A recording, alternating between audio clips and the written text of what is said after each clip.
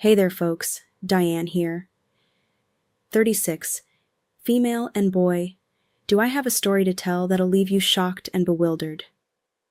Now, before we dive into the juicy details, let me make one thing clear. I love my husband and my life, but let's be honest, not everything's been sunshine and rainbows in my little corner of the world. Oh no, far from it. I've had quite a roller coaster of a relationship with my in-laws, Vanessa and Paul. Now, I'm not one to throw around accusations without some evidence to back them up, so let me give you a bit of context. You see, I'm a black woman who dared to marry into a white family, and let's just say my in-laws weren't exactly thrilled about it. The microaggressions, the racial insensitivities, and the downright rude behavior were all part of the package deal, apparently. Now, I don't need to explain to anyone the reservations that Vanessa and Paul might have had, considering America's complicated history, and they were two rich, white, popular Southern individuals. I'm sure you can see how that might have put me at a disadvantage. But here's the thing. I've tried. Lord knows I've tried to be kind, understanding, and approachable to these people. I've extended olive branches left and right, but they just kept chopping them down like lumberjacks on a mission. Cameron, my wonderful husband, bless his heart, would do his best to stand up for me. He'd yell at his parents, urging them to do better, be better, and for a moment they'd promise to change. They'd say all the right things, make all the right noises, and we'd think, maybe, just maybe, things were looking up. But alas, my friends, hope can be a fickle mistress. No matter how many times we had these heart-to-heart talks, they would always revert to their old ways. Their racist reservations and torments against yours truly were ceaseless. It was like Groundhog Day. But instead of reliving a single day, it was reliving years of the same old song and dance. You might be thinking, Diane, why on earth did you tolerate all this craziness? Well, love has a funny way of blinding us to certain things, and I was head over heels for Cameron. I foolishly believed that as long as things were good between him and me, I didn't need to worry about winning his parents' approval. But there comes a time when you realize you've had enough, and that time was quickly approaching for me.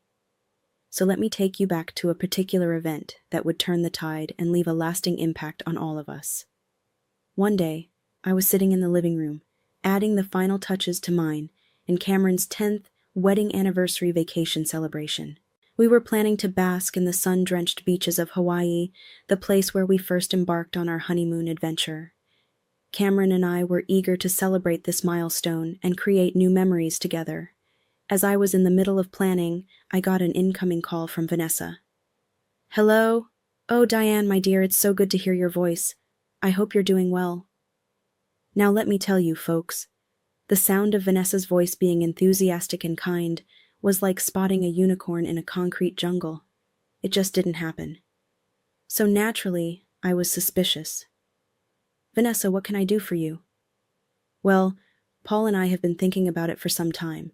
We want to throw you a surprise wedding anniversary celebration for you guys. Surprise? Why are you telling me then? Oh, it's all part of our plan, you see. Paul and I are going on a book tour for our memoir, and we thought this celebration would generate some positive press. Ah, of course, the perfect opportunity for you to get some attention. How thoughtful. Diane, darling, we just want to show our love and support for you two. It's an important milestone after all, and Paul and I would also benefit from this. It's a win for everybody. Why aren't you happy? Forget it, Vanessa. Guess I can't fight this. But if it's supposed to be a surprise, why are you spoiling it for me? Well, we thought it would be best if you were aware. In case there are any preferences or details you'd like to discuss beforehand. We want to make sure that you and Cameron are comfortable. Preferences, details, Vanessa, please spare me. We both know that this is about control, not consideration. That's not true, Diane. We genuinely want to make this a special celebration for you and Cameron. Paul and I also wanted to express some potential concerns with this arrangement. Yes, please make sure that you're on your best behavior. None of that ghetto talk that you engage in. Excuse me. This is going to be a big event, Diane. More than 250 people are going to be there, promoters and publishers. I even managed to get several socialites to come to this event, so you better not blow it for us. What do you mean by ghetto talk? You know, that language that you and your people engage in. It's not proper English, so please make sure you address that. I'm hanging up the call now. What? Why wait? We have to discuss. I stormed into the bedroom, my heart racing and my blood boiling with anger. I found Cameron sitting on our favorite armchair, engrossed in a book, oblivious to the storm that was about to hit him. Cameron, you won't believe what just happened. Your mother had the audacity to insult me on the phone. What did she say? She had the nerve to tell me I shouldn't speak in that ghetto language. Can you believe it? That's disgusting. I'm so sorry, Diane. You don't deserve to be treated like this. I'm tired, Cameron. I'm tired of constantly fighting, of trying to explain, of being the bigger person. It's exhausting, and what hurts even more is that you know how toxic they are, yet you still insist on keeping them in our lives. Diane, I love you, but they're my parents, and as much as they're being awful, I can't just cut them off completely. That's what you said 5 years ago, do you remember? Of course I remember. We almost broke up because of this. How could I forget? You see, folks, 5 years ago, Cameron and I were on the brink of divorce. Shocking, I know. And you'll never guess the reason. It was because of his parents. Surprising, I know. I had had enough, and I told Cameron that he should cut his parents off completely so that we could live in peace. But he was quite conflicted. I guess it's not rocket science to understand why. I mean, they're his parents, but I simply couldn't understand why he was still holding on to them. Yes, they were his parents, but why keep such toxic people in your life? Blood isn't always thicker than water. Anyways, the arguing escalated and we almost got divorced. Seriously, I even got the divorce papers. But we managed to overcome it. What can I say? We just loved each other a lot, and we decided that we'd weather the storm together, hoping that things would change with time, as things normally do. But things stayed the same. His parents were as racist as ever, and we continued the cycle. And what has changed since then? Nothing. They're still the same, and it's affecting us and our happiness. It's affecting my happiness. I know, Diane. I know it's difficult, but I can't just cut them off completely. It's complicated. Complicated, Cameron? Sometimes the right thing to do is also the most difficult thing to do. We deserve to live our lives without this constant drama, without their racist antics. We deserve peace and happiness. Don't you think that I deserve that? Tears welled up in my eyes as the weight of our situation bore down on me. The thought of losing Cameron, the man I loved so deeply, was devastating. But I couldn't continue down this path of endless frustration and pain. Cameron, I'm at breaking point. I've been at this breaking point for years now. I need you to understand that I can't keep sacrificing our well-being for the sake of toxic relationships. We need to seriously consider cutting them off once and for all. Diane, I need some time to think. I love you, and I don't want to lose you. Let's talk about this more, but please understand that it's not an easy decision for me. Time flew by as we immersed ourselves in the preparations for the anniversary celebration. Vanessa and Paul took charge, leaving no stone unturned to make the event flawless. Surprisingly, they included us in every step of the planning process, seeking our opinions and genuinely valuing my input. It was a refreshing change to see them being so attentive and interested in what I had to say. Diane, what do you think about this color scheme? We want everything to be perfect for you and Cameron. Well, I actually think the blue and gold combination would be lovely. It's elegant and timeless. To my surprise, they didn't dismiss my suggestion or belittle my opinion as they had done in the past. Instead, they nodded, genuinely considering my words. You're right, Diane. Blue and gold it is. We want this celebration to reflect your love and happiness, as much as we want to be in good graces with the public eye. It's your day, after all. Cameron and I exchanged surprised looks, cautiously optimistic that maybe, just maybe, Vanessa and Paul were undergoing a transformation. We entertained the possibility that their previous actions were more of ignorance than genuine animosity.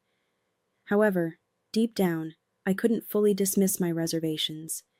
It seemed a bit too convenient that their newfound kindness aligned perfectly with the release of their joint memoir and the need for positive publicity. Something felt off, and I couldn't shake that nagging suspicion. Did you see that, Diane? Maybe this book tour has forced them to reevaluate their actions. It's possible, Cameron.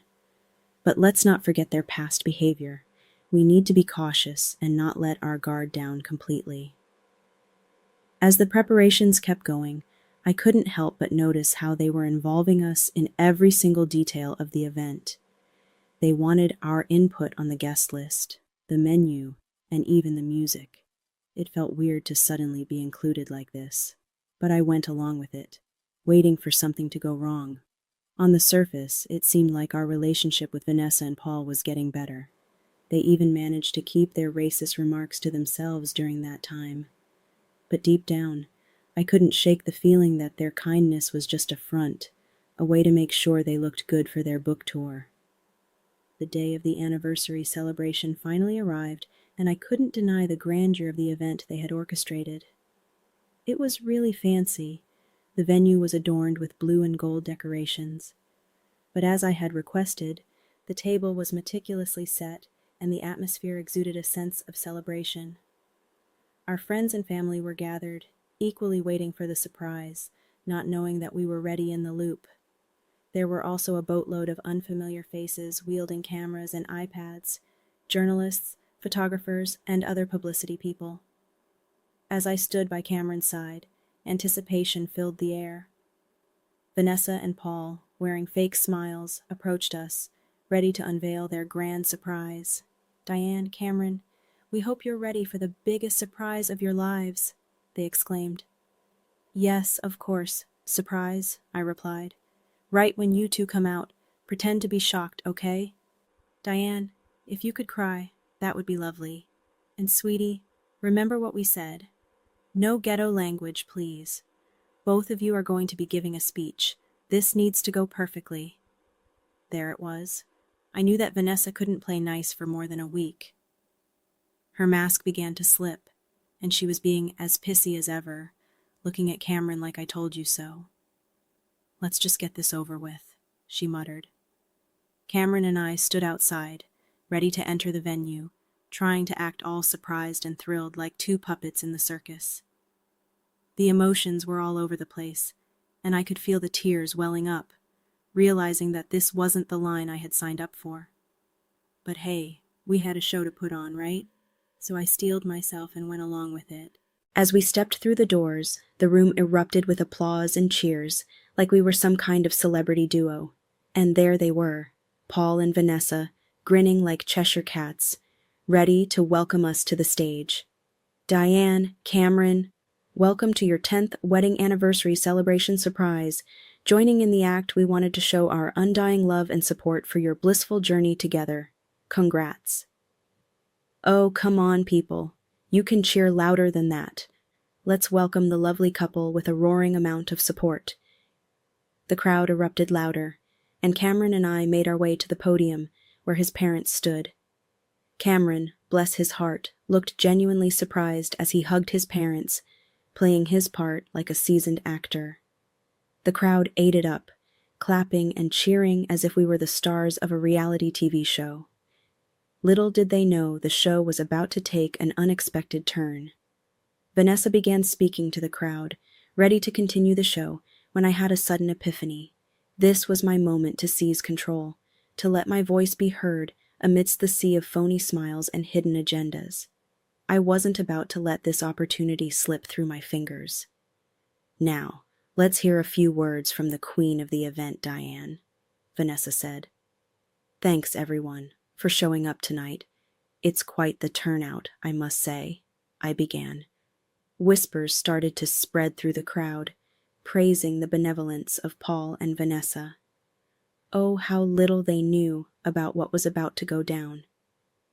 Now, I want to take a moment to express my heartfelt gratitude, not just for this fabulous celebration, but for the layers of endless support from my in-laws, I continued. Paul and Vanessa exchanged looks of anticipation, their faces beaming and ensuring that the camera people were capturing this moment. They were probably expecting a gushing tribute. Well, they were in for a surprise of their own. Tonight, I want to thank you both for teaching me a valuable lesson. You've shown me just how strong I can be in the face of adversity. Your presence in my life has been a constant reminder of the importance of standing up for what I believe in, even when I'm faced with ignorance and bigotry from you two. The room collapsed into stunned silence, like someone had pressed the mute button on their applause. Paul and Vanessa's forced smiles started to fade, their colors shining through for a moment. Vanessa looked at me like she was going to kill me. "What the hell are you doing?" she hissed. Carrying on, my voice steady and unwavering, I said, "This celebration is not just about Cameron and me. It's a celebration of love that transcends barriers, challenges outdated beliefs, and unites us all. It's a reminder that acceptance and unity should be at the core of our lives, regardless of our differences." The room fell into a hushed stillness. You could practically hear a pin drop. The paparazzi and the publicity crew were probably scratching their heads, wondering how to spin this unforeseen turn of events. But you know what? Deep down, in that moment, I felt the surge of power coursing through my veins. I took control of the narrative, snatching back my voice from a room suffocating with fakeness and phoniness. Ain't nobody going to dictate my story for me. All right? You all, here's where things took an unexpected turn. As the rumors and whispers spread through the crowd, I could feel the tension rising. But I wasn't about to back down, not this time. Look, you all, I've been keeping up this prim and proper act for way too damn long. It's time to speak my truth. For 10 whole years, I've endured racism and constant hatred from Paul and Vanessa. They aren't the positive and progressive couple you think they are. They're awful human beings, exact replicas of their ancestors. The crowd erupted into a symphony of mutters and gasps, like a chorus of disapproval and disbelief. But I held my ground, refusing to be silenced. Just as I was about to drop some more truth bombs, Paul tried to snatch the microphone from my hand. But I was quick, holding on to it with a grip as strong as my resolve. And you know what? This entire thing is a lie. Yep, you heard it right. Both Cameron and I knew about this surprise the whole time. Vanessa and Paul orchestrated this whole thing for their upcoming book tour, hoping to get in good graces with the public. The gasps and murmurs escalated, leaving Paul and Vanessa stunned and immobile, not believing what was happening. Cameron was just as shocked as his parents, but he also looked somewhat impressed. Vanessa and Paul want to act all nice and lovely, throwing this so-called celebration for Cameron and me. But let me set the record straight, you all. These two right here, they are the most racist, downright despicable folks I've ever come across. I have been putting up with their crap for a whole damn decade, but I ain't about to tolerate it for a second longer. The room erupted in more gasps, blending with whispers that echoed throughout. The photographers clicked their cameras, capturing every moment of the unfolding drama. The publishers, with expressions of clear disgust, seemed taken aback by the accusations being hurled at Paul and Vanessa. The truth was being exposed, and it wasn't a pretty sight. I continued to expose Vanessa and Paul, sharing numerous examples of how they had mistreated and abused me. With each revelation, the crowd grew increasingly restless, as if they were ready to take up pitchforks and torches and start a riot. What began as gasps and murmurs quickly escalated into anguished shouts from the crowd. I noticed my friends and family members among the loudest voices, fully aware that what I had unveiled was completely unacceptable. Let me make one thing clear. I will no longer tolerate this toxic environment. Cameron, I can't be with you as long as these two are in our lives. Love shouldn't come at the cost of our self-respect and dignity. I'm leaving, with or without you. Cameron wavered at my words, understanding the gravity of the situation. His expression was a mix of determination and sadness. We should never feel afraid to speak up against the mistreatment we face. Racial ignorance is nothing but a shield for those too proud to admit their prejudices. Just at that moment, Vanessa did something that made everyone jump out of their skin. She lunged at me. Could you believe it? Luckily, I narrowly avoided it, and because of the force she came at me with, she almost fell off the stage. The room was now filled with hooting and hollering. Let me tell you, the people were not pleased. The tension hung thick in the air as Vanessa shouted, "You will pay for this, Diane," ignoring Vanessa's empty threats. I composed myself and addressed the crowd once again. I've said what I needed to say. You all know the truth now. I'm done with this crap. With that, I dropped the mic and began to make my way out of the venue. As I was walking down the aisle, I was cheered at with people commending me for my strength. I didn't feel like going home at the time, and as my friends emerged from the venue not long afterward, I decided to stay with them for the time being, knowing that if I went home, it would be a battlefield. All right, let me fill you in on what went down after that intense showdown. I decided to stick with my loyal friends as things started heating up, and let me tell you, it was one fiery storm. As we rode away from that eventful night, I couldn't help but notice social media exploding with videos and posts about the whole ordeal. People were sharing clips of Vanessa almost taking a tumble, and me standing strong, speaking my truth. The internet was buzzing, and it felt like I was finally able to put this whole mess to rest. I had zero intention of ever crossing paths with Paul or Vanessa again. A few days later, Cameron dropped a bombshell on me that shook me to my core. Turns out his parents had to pull their books from the shelves because of the relentless backlash and negative press. Can you believe it? Now they were scrambling, trying to salvage their reputation by issuing public apologies. But you know what? Nobody was buying it. Paul and Vanessa were officially canceled. Cameron had a change of heart too. He finally realized that he hadn't been the best husband to me. He confessed that he was ready to cut his parents off from his life and our home. And in that moment, he asked me to come back home. He wanted us to rebuild our lives together, free from the toxic grip of his parents. Now, I'm not one to forget the pain and hurt easily, but I believed Cameron. So after a lot of thinking and soul-searching, I made the decision to return home. We knew we had a lot of healing and rebuilding to do, but we were ready to face it together, stronger than ever.